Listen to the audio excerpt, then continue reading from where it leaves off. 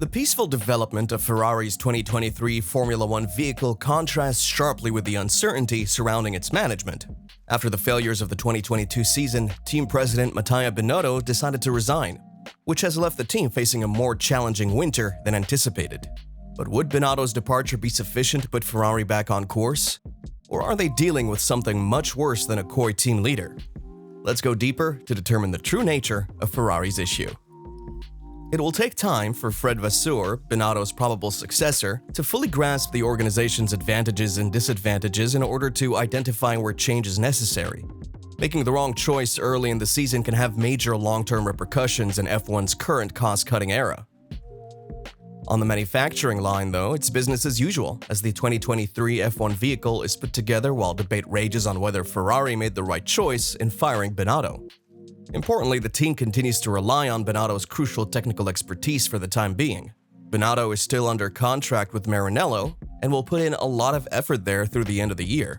At the FIA prize dinner last weekend in Bologna, Charles Leclerc stressed the importance of the technical team not being distracted by the organization's bigger infrastructural issues.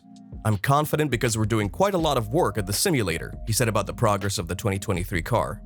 "We've been working extremely hard in the past year to try and understand what were the weaknesses of this car in order to get better for next year's car. Obviously, there's also Mattia still at the factory at the moment, working and trying to help the team to get ready for 2023. And again, I believe that if the transition is done in the right way, we shouldn't suffer too much. I also think that after the 2021 season, where we've been working very well and reset it a little bit from 2020, that was a difficult season. We've been working in the right direction and in the right way. And this gives me the confidence that we'll have a competitive car for 2023. Unlike in the past, there now seems to be more confidence within Ferrari than there was before. And while changes will surely be made after Vasseur is settled in, it doesn't seem like Ferrari needs a major upheaval or revolution. Small adjustments to the way things are done might make a big impact on the contest with Mercedes and Red Bull. The outcomes of the wind tunnel tests seem to be quite positive. The 2023 automobile, also known as the 675 project, will provide a notable quality upgrade over the F175.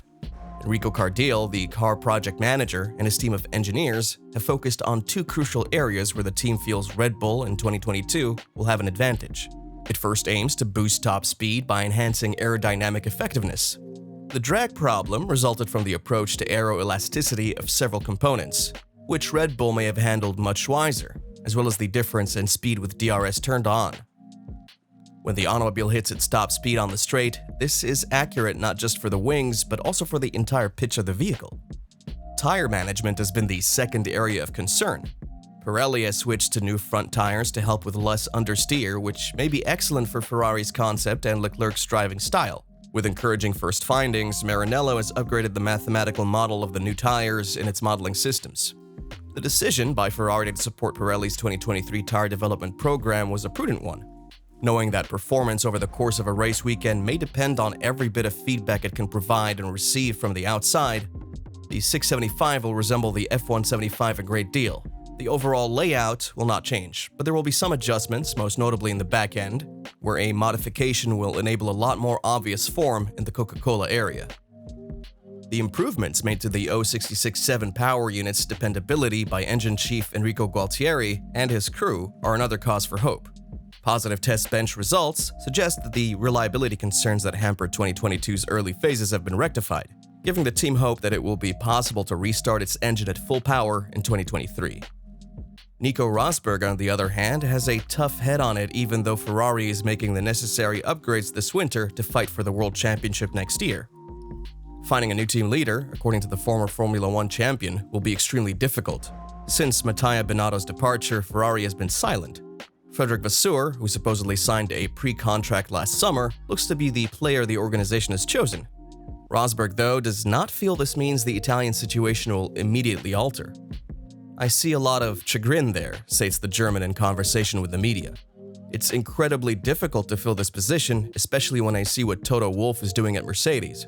For me, he's the best team manager and certainly one of the best of all time.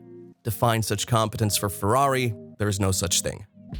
Rosberg also questioned whether Binotto's problems were really those of the squad.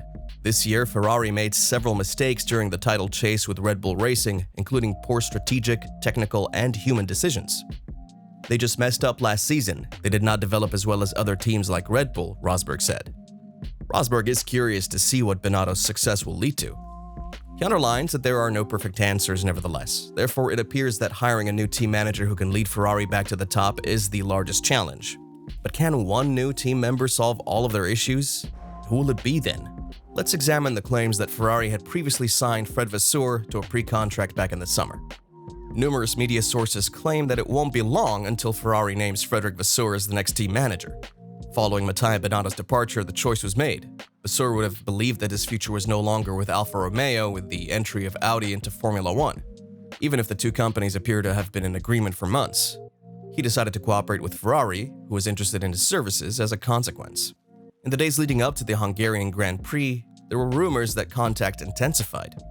A tentative agreement between Vasseur and Ferrari is rumored to have been signed towards the conclusion of the summer. The only thing left to do was wait to see if Binotto would be let go or not. All signs point to Vasseur being appointed now that it's clear that the Italian is leaving the team. There have reportedly been negotiations about bringing Vasseur in behind the scenes, according to the media.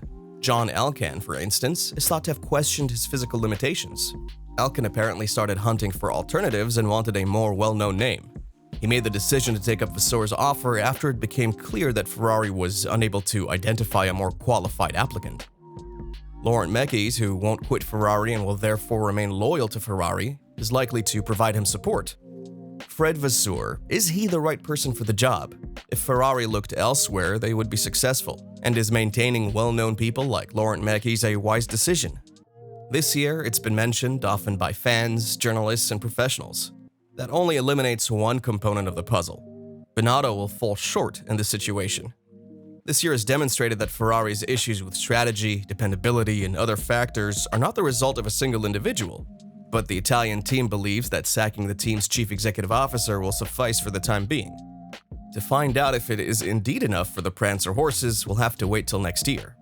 Reports state that the team will have the best vehicle on the starting line and that it will be able to complete every race. They also have two competent drivers. Therefore, the individuals on the grid wall will be held responsible if they fail. We can only hope that they will put up a fight next year and compete for the title alongside Red Bull, Mercedes, and perhaps even an outsider. If you want to be a P1 in Formula 1 news, don't forget to hit that subscribe button and turn on notifications.